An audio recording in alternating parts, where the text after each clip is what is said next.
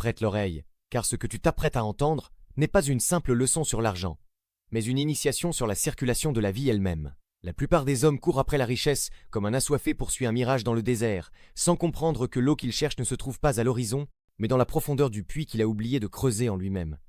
Hermès Trismégiste nous a enseigné cette vérité éternelle. Ce qui est en haut est comme ce qui est en bas. Si ton monde intérieur est un chaos de désirs futiles, ton monde extérieur ne sera qu'un reflet de ce désordre. Regarde autour de toi. Pourquoi certains semblent-ils porter une couronne invisible, attirant l'abondance sans effort, tandis que d'autres s'épuisent à cumuler des objets qui finissent par les posséder? Il existe un peuple, une lignée de sagesse, qui a traversé les millénaires en gardant un secret enfoui sous les sables du temps. On dit souvent que les Juifs possèdent la clé de la prospérité, mais on se trompe sur la nature de cette clé. Ce n'est pas une formule magique, c'est une discipline de l'esprit, une compréhension aiguë de ce qui nourrit l'âme et de ce qui l'empoisonne. Aujourd'hui, je vais te révéler les 7 choses que ces gardiens de la richesse n'achètent jamais, alors que toi, tu y sacrifies peu, être ton énergie vitale chaque jour. Écoute bien, car ce voyage commence maintenant, et ta réalité ne sera plus jamais la même après avoir franchi ce seuil. La première révélation concerne le poids des apparences, cette illusion que nous appelons l'ego. Sais-tu que la majorité des gens achètent leur propre prison en pensant acquérir de la liberté? Ils achètent le regard des autres. Le premier secret de ceux qui détiennent la véritable opulence est qu'ils n'achètent jamais de validation sociale. Ils ne dépensent pas leur or pour prouver qu'ils en ont. L'homme qui sait qui il est n'a nul besoin d'étaler des symboles de richesse pour convaincre ses voisins. La richesse silencieuse est la seule qui soit réelle. Quand tu achètes un objet uniquement pour que l'on te regarde différemment, tu ne possèdes pas cet objet. C'est l'objet qui te possède, car il devient le gardien de ton estime de soi. Si tu perds cet objet, tu perds ta valeur à tes propres yeux. C'est une forme d'esclavage moderne dont peu de gens parviennent à s'extraire. Le sage juif sait que l'argent est une énergie spirituelle qui doit servir à construire des fondations, non à décorer une façade qui s'effritera au premier vent de crise. Ils n'achètent jamais ce qui brille pour aveugler, ils achètent ce qui éclaire pour guider. Avant d'aller plus loin dans cette exploration sacrée, je t'invite à faire une pause. Si tu ressens que ces mots résonnent dans les profondeurs de ton être, s'ils vibrent avec une vérité que tu as toujours connue sans pouvoir la nommer, alors je t'invite à rejoindre notre sanctuaire. Abonne-toi à la chaîne Esprit éveillé. Ce n'est pas simplement un clic, c'est un engagement envers toi-même, un pacte avec ton âme pour ne plus jamais marcher dans l'ombre de l'ignorance. Ici, nous formons un cercle d'âmes conscientes qui cherchent à percer le voile des illusions. En nous rejoignant, tu affirmes ta volonté de sortir du troupeau pour devenir le berger de ta propre existence. C'est ici que commence ta transformation. Continuons notre descente vers la vérité. La deuxième chose que l'esprit riche n'achète jamais, c'est le temps des autres pour des tâches qui n'élèvent pas sa mission. Mais plus profondément encore, il n'achète jamais de passifs déguisés en actifs. La plupart des gens achètent ce qu'ils croient être des investissements, comme une voiture luxueuse ou des vêtements de haute couture, alors que ces choses ne sont que des vampires énergétiques qui aspirent leur flux financier. Le sage comprend que chaque pièce d'or est une graine. Si tu manges tes graines au lieu de les planter, tu ne connaîtras jamais la forêt. Il refuse d'acheter l'éphémère. Il préfère investir dans la connaissance. Car comme le dit le proverbe, si tu donnes un poisson à un homme, il mangera un jour. Mais si tu lui apprends à pêcher, il n'aura plus jamais faim. Mais la connaissance dont je te parle n'est pas celle des livres d'école. C'est la connaissance de soi, la maîtrise de ses propres impulsions. Il n'achète jamais de plaisir immédiat au prix d'une douleur future. La troisième chose est peut être la plus subtile. Il n'achète jamais de distraction pour fuir le silence. Regarde ta vie. Combien de fois as-tu acheté un abonnement, un jeu ou un gadget juste pour ne pas avoir à faire face au vide de ton propre esprit? Le silence est le laboratoire du génie. C'est dans le silence que Dieu parle. C'est dans le silence que les grandes idées naissent. Celui qui a compris la valeur de son âme sait que le divertissement de masse est une drogue conçue pour maintenir les hommes dans un état de sommeil profond. La richesse se construit dans la réflexion, dans la prière, dans l'étude des textes anciens ou dans la contemplation de la nature. Ils n'achètent jamais de bruit. Ils investissent dans des outils qui favorisent la clarté. Ton attention est la monnaie la plus précieuse de l'univers. À chaque fois que tu la donnes à une application inutile ou à un spectacle vide, tu t'appauvris. Apprends à protéger ton attention comme un trésor sacré.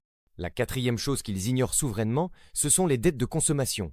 Pour un esprit éveillé, s'endetter pour acheter un objet de confort est un crime contre sa propre liberté. C'est vendre une partie de son futur pour un caprice du présent.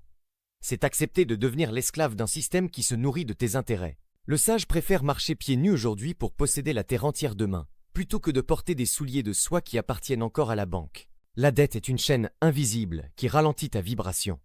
Elle crée une peur sourde dans le plexus solaire, une angoisse qui t'empêche de prendre les risques nécessaires à ton ascension spirituelle et matérielle. Ils n'achètent jamais de confort à crédit. Ils achètent leur liberté avec de la discipline. En cet instant précis, je sens que l'énergie entre nous se densifie.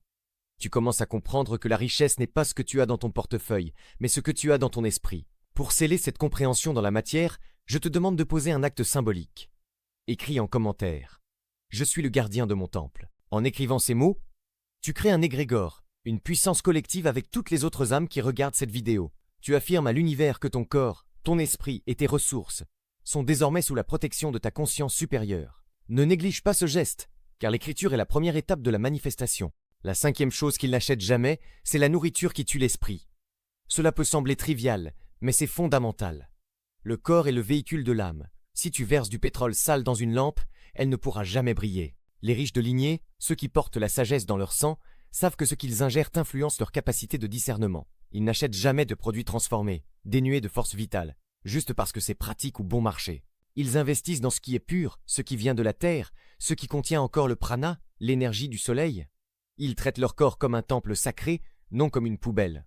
En mangeant la mort, on finit par penser la mort. En consommant la vie, on devient la vie elle-même. La pauvreté commence souvent dans l'assiette par le manque de respect envers sa propre biologie. Sixièmement, ils n'achètent jamais l'opinion d'autrui.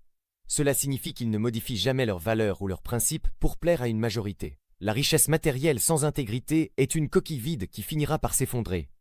Ils ne paient jamais le prix de leur honneur pour obtenir un avantage temporaire. Le monde moderne essaie de te vendre l'idée que pour réussir, il faut être prêt à tout, même à trahir son frère ou sa propre conscience.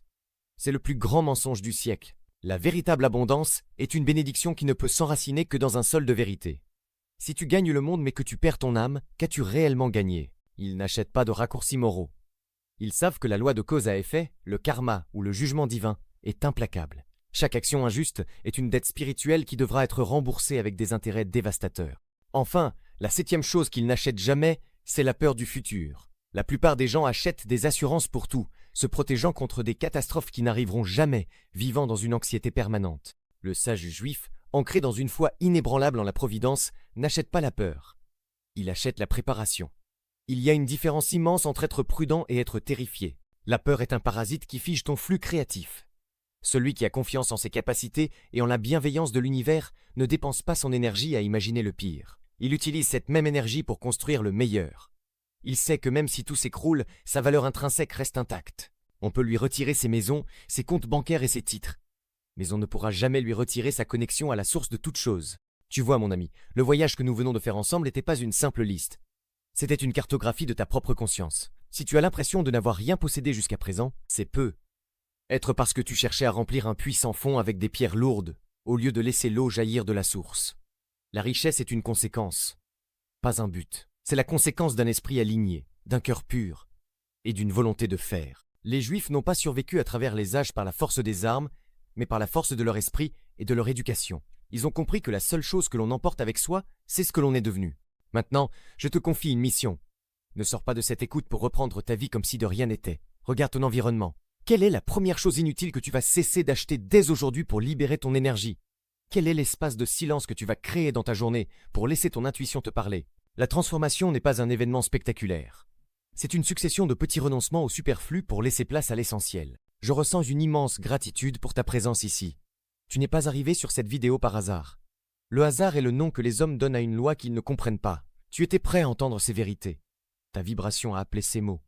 Maintenant, porte cette lumière en toi. Sois celui qui inspire, celui qui ne se laisse plus manipuler par les sirènes de la consommation aveugle. Marche avec la tête haute, non par orgueil, mais par la dignité de savoir qui tu es réellement. Un fragment de l'infini venu expérimenter l'abondance dans la matière. Que la paix soit sur ton chemin, que la clarté guide tes choix et que l'abondance, la vraie, inonde chaque recoin de ta vie. Tu es libre, tu es puissant, tu es lumière. Ne l'oublie jamais. Dans ce sanctuaire qui est esprit éveillé, nous continuerons à t'accompagner, pas à pas, vers ton plein épanouissement. Repose-toi maintenant dans cette nouvelle certitude et laisse ces enseignements infuser tes rêves, car c'est là que la graine de ta nouvelle réalité commence à germer. Pour prolonger cet éveil, aimerais-tu que je t'accompagne maintenant dans une pratique d'introspection pour identifier les blocages invisibles qui freinent ton abondance?